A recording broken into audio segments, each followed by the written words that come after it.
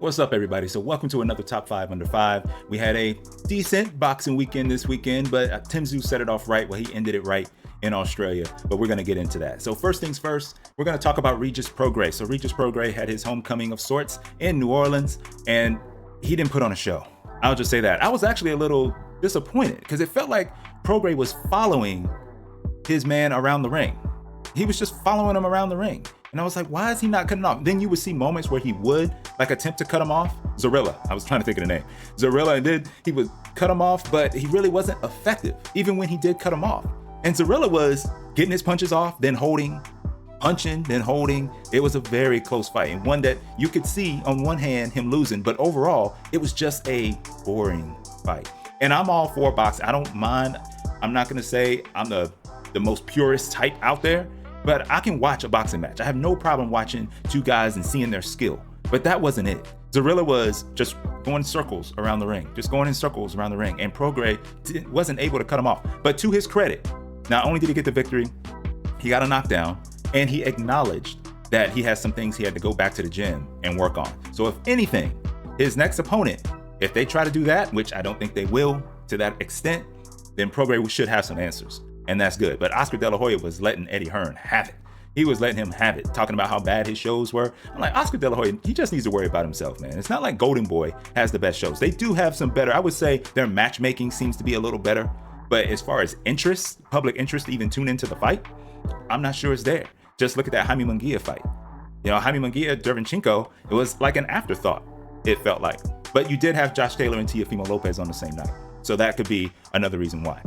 But either way, I just want all these promoters, get out of your own way, work together, and stop BSing on Twitter, because that ain't doing nothing for anybody. It's definitely not helping the fans, but it is entertaining. So I give them that. At least it's entertainment. I like when they're vocal, but I still want them to get out their own way and just make some dang good fights. So number 2, Tszyu is waiting to face Jermell Charlo for the 154 undisputed titles, and he is staying busy and he is looking impressive. After finishing off Tony Harrison, he comes back this time and takes out Ocampo in one round. One round. That's all it took. So did you learn anything about Tszyu? No, and I don't think you really needed to in this fight. But what it did, it garnered more interest. I think this KO is actually going to help him because he already beat somebody that I believe people in boxing respect in Tony Harrison, because that man can box. You know what I'm saying? He defeated him. And so then he comes back and just obliterates an opponent that people would expect him to. And he did so. So now we got to get the Charlo fight. Now I hope he gets the Charlo fight and he can put all this to rest. And I think this actually benefits him. These fights that he's had on Showtime, I think it's garnered more public interest. And I think it's going to help whenever Charlo is healthy and he can come back and he can face Tszyu, which hopefully is this fall. Then we're going to get a lot of people tuned in, or more people tuning in. I'm not going to say a lot, I'm not going to exaggerate it, but we're definitely going to get a good fight. But I think what it did was it kind of cemented that we're going to get more eyeballs on this fight as well.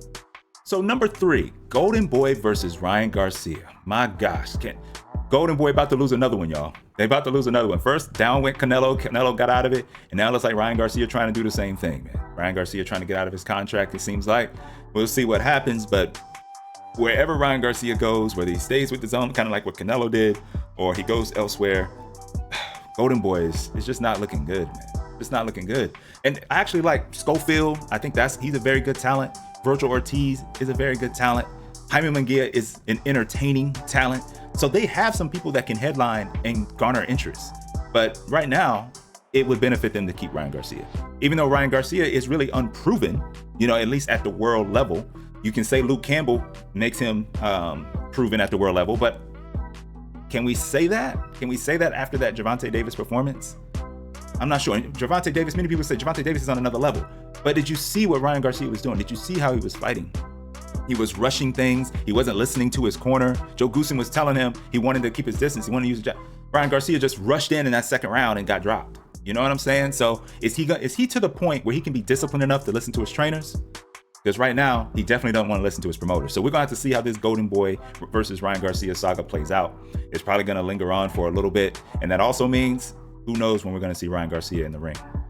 Number 3, Ramla Ali got KO'd by Julissa Guzman.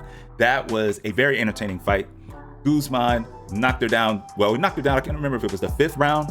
and then polished her off in the 8th. Oh my gosh, she just kept catching Ramla Ali in between shots. Manny Robles was trying to tell her in the corner, just box her, because she had the hand speed over her, get in and out, and she would just exchange, and she would throw one shot too many, and Guzman would catch her in between her combinations and lights out. And she was getting her early too. She was catching her early, but then of course that adds up, and it caught her late. And the funny thing about that is Ramla Ali, it was announced on the broadcast that she had already agreed to a fight with Yamileth Mercado at super bantamweight for a title if she would have won. So there goes that out the window, but I definitely saw improvement in Ramla Ali, so that's good. She is improving, so I think she can bounce back and she'll come back, and I can see her competing again for a title in the future. But I want to know, is Guzman now going to get that opportunity for a rematch with Mercado? Because Mercado already beat Guzman in 2021, so we'll have to see what happens there, because that would be an interesting rematch. That would be an entertaining one too. Number 5 has Jenny Fuchs facing India Rodriguez. Excuse me if I'm butchering those names. I don't think I am, but I could be. So, Fuchs versus Rodriguez. Fuchs is, of course, a decorated amateur Olympian, and you could tell she's still trying to get her footing in the pro code. She was very slappy with her punches, but she still was definitely the better fighter as far as footwork. She had better hand speed. And Rodriguez, she was trying to get her with that right, and she kept throwing that right, which is the right punch, of course, when you're facing a southpaw, but it just wasn't enough. Fuchs was still, I think, the better fighter on the night, but it wasn't as clear cut. It was just a messy fight. It was just a messy fight altogether. It was just a messy fight, but a fight that Jenny Fuchs clearly won. And I feel like it's now time to go on, and hopefully she gets better. And the main thing I want to see is her get opportunities. I just want her to get opportunities, get a backing, and that way she can get back in the gym. She can get a date from a promoter that she can work towards and work on some things in the gym, maybe sitting down on her punches better, maybe throwing her punches better, and then go from there. Because you see some talent there. She has a talent. Now it's on her to see how far she can take it, because she's already in her mid-30s. So the clock is ticking, and I want to see her reach her heights. I always want to see a fighter reach their heights, and hopefully Jenny Fuchs can do that in the near future. But that's all I have for the top 5 under 5. I'll catch y'all next week. Until next time, peace.